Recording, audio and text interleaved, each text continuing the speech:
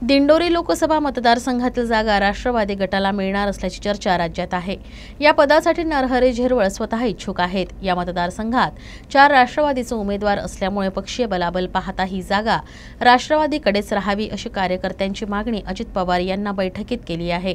या लोकसभेच्या जागेवर आपण लढण्यास इच्छुक आहात का यावर विचारल्यास नरहरी झिरवळ काय म्हणाले पाहूयात।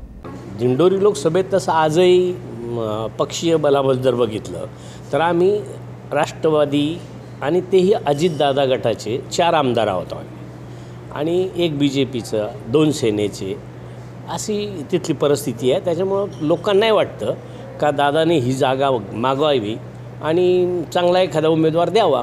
मी इच्छुक आहे म्हणजे मी आदेश असेल तसा इच्छुक, मी स्वतः इच्छा कधीच आजपर्यंत व्यक्त केलेली नाही।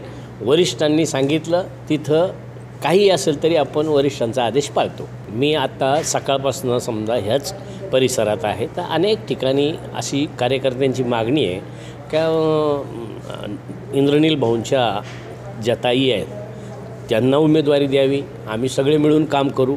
पण तो शेवटी वरिष्ठांचा निर्णय आहे।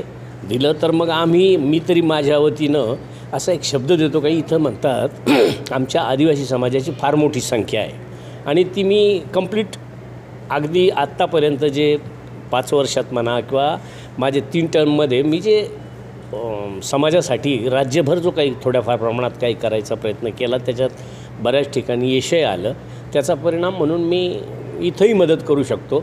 तर भाऊंना माझी विनंती आहे आपण सगळे मिळून वाटाघाटीत काय व्हायचं ते होईल, पण आपणही आपली इच्छा प्रकट करू आणि आपल्या माध्यमातून आपणसुद्धा अशा जसे माझी मुलाखत घेतली तसे इतरांची घेऊन थोडीशी लोकांची जी प्रतिक्रिया आहे ती घ्यावी आणि वरिष्ठांपर्यंत पोहोचवण्याचं काम करावं।